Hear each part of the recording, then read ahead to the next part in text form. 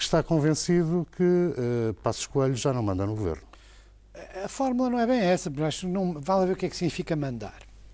Se mandar significa ter um papel ativo de coordenação política do governo, há muitos sinais que mostram que isso nunca aconteceu. Quer dizer, e nunca aconteceu, nem sempre se verifica logo que nunca aconteceu. Mas se as pessoas estiverem atentas ao que aconteceu nas últimas semanas, onde a perceber-se que não há verdadeiramente unidade no governo. A única unidade no governo são os cortes orçamentais.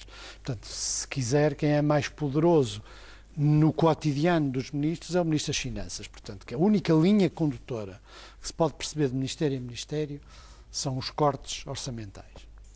Depois, cada ministro, os ministros que aparecem mais, fazem propostas políticas desgarradas, portanto, aqui depois não encaixa entre si. A Ministra da Justiça dá umas entrevistas propondo coisas sobre castração química, o registro dos pedófilos, um conjunto de medidas muito provavelmente inconstitucionais, quer dizer, e portanto quem faz isto, o fim do Tribunal Constitucional. O Ministro da Educação anda para trás e para a frente e portanto tudo indica que pode haver uma situação um pouco caótica no início do novo ano escolar. Para trás e para a frente? Para trás e para a frente neste sentido, porque já há muitos recuos. Quer o Ministro da Saúde, quer o Ministro da Educação, quer inclusive outros ministros, já não estão a fazer, quando eu digo que não há coordenação política, é porque não se percebe a coerência global das políticas. Eu não estou a julgar se as políticas que eu atribuo a essa coerência são boas ou más, isso é outro aspecto. O que eu estou a dizer é que num governo é suposto perceber um sentido comum. E os exemplos de que não há esse sentido comum são evidentes. Por exemplo, porque é que Paulo Portas, que é sem dúvida uma personagem importante no governo, vem escrever ou vem dirigir missivas aos militantes do CDS? Quer dizer, o que ele tem a dizer tem que dizer em primeiro lugar ao Primeiro-Ministro. É suposto que não haja, que ele não tenha nenhuma necessidade de falar sem ser por via governativa. As pessoas podem dizer, ele é dirigente do PP, mas o que ele vai dizer ao PP não é necessariamente, ele vai dizer ao PP que há certas coisas que o governo não deve fazer. Portanto, se quiser, o problema começa no topo. Paulo Portas atua sempre com grande independência.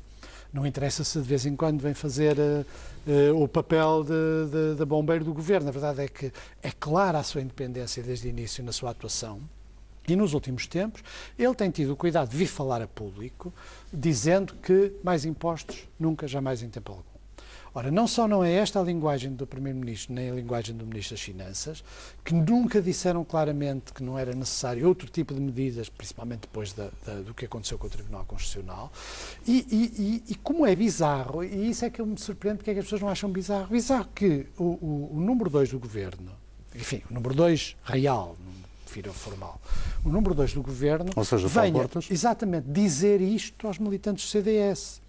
Porque é suposto que ele diga isto, é dentro do governo, é que ele discuta isso com o Primeiro-Ministro, que não tenha nenhuma necessidade de vir dizê-lo a público, porque no momento em que o diz a público ele está a funcionar como uma pressão sobre o governo, quer queira, quer não. Portanto, não se percebe o nexo. Não é só o problema do Ministro Miguel Relvas e dos problemas reputacionais, como agora se diz, do conjunto do governo. Esses problemas não explicam Relvas, as eventuais falhas que detecta o Pacheco Pereira? Não, porque aqui há duas coisas. Há um aspecto que tem a ver com o discurso político e com a intervenção política, que é, em primeiro lugar, o resultado do Primeiro-Ministro. Quem tem legitimidade política e eleitoral é o Primeiro-Ministro, em primeiro lugar. É ele que é responsável pelo conjunto do governo. O que Relvas fazia no governo, e provavelmente ainda faz, embora já com menos eficácia, é outro tipo de coisas. É a gestão dos mecanismos de poder dentro do governo. Lugares, pessoas, nomeações, decisões importantes sobre privatizações, decisões políticas sobre as autarquias. Portanto, isso é que ele fazia. Mas o que nós esperamos que o Primeiro-Ministro faça é mais do que isso. E, de um certo ponto de vista, estava delegado em Relvas e é natural agora que isto esteja também a funcionar mal.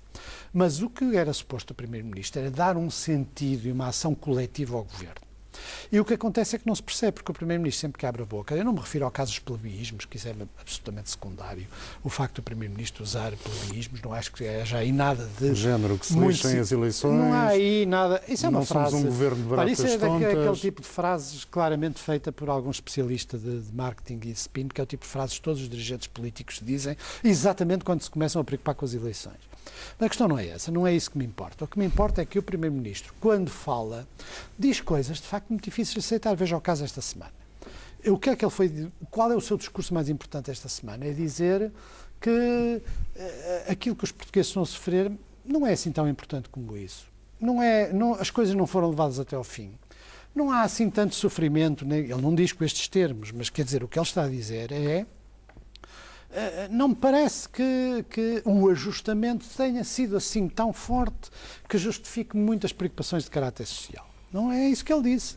E sim, isso é grave, não é? Isso é grave porque vem na coerência de outras discussões do mesmo género. Mas para mim o que é mais grave é que se uma pessoa, eu faço aqui, por muito que as pessoas achem que eu faço um esforço de distanciação, eu se vir de fora, de Sírios, de onde evidentemente ninguém está, e olho estas declarações do ministro Paulo Portas, isso é esquisito. Porque é que o ministro, que faz parte de uma coligação, sente necessidade de vir dizer isto e demarca-se de quê? De um silêncio ou de uma contradição governamental. É do que ele se está a demarcar. Ele está a falar, claro, sobre contradições do Primeiro-Ministro ou sobre silêncios governamentais.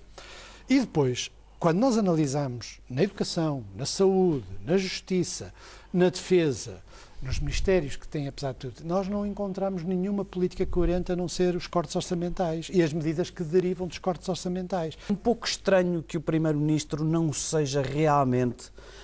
tenha conseguido realmente ser a alma, ao menos, da credibilização interna. E eu acho que isso tem um bocado que ver com a sua maneira de ser, a sua própria formação política. As ideias não são muito claras. E é por causa das ideias não serem muito claras que depois as formulações são equívocas, contraditórias ou até disparatadas, constantemente. Coisa que é... Está a sugerir que digamos, um discurso de ouvido e mal colado, mal articulado? Eu estou a sugerir que são discursos ou são ideias combinadas com algumas pessoas que estão por detrás, que de resto os mentideiros mais ou menos enumeram, antigas figuras do PSD, algumas até discutíveis ou pelo menos... ia a dizer duvidosas, mas não era bem isso que eu queria dizer. Eu ia dizer debaixo de alguma perplexidade, ou que suscitam alguma perplexidade.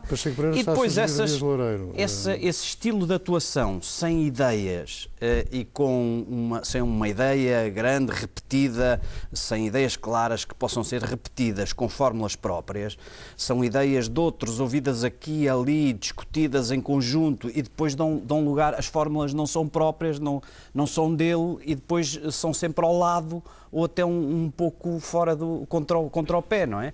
Isso é uma coisa, quer dizer, numa situação como Portugal está, onde a governação é com certeza tão difícil, o mínimo que se poderia esperar era que ao menos a comunicação, o discurso político estivesse razoavelmente estruturado e não causasse todos os dias perturbações sobre o modo como se escolhem certas expressões, que ou são ofensivas, ou são disparatadas, ou são mesmo tolas. Se realmente continuam os negócios, as dúvidas, as proteções, as nomeações, as discussões sobre as nomeações, as dúvidas sobre o que é que ligam umas pessoas a outras, os favores, a permeabilidade, se tudo isso, se não é possível parar isso, se não é possível outra vez reconstruir uma força política com autoridade moral, um governo não consegue cumprir não há segunda oportunidade para ter uma primeira boa Sem esse lado sombrio, Lobo Xavier diria que as coisas até estão a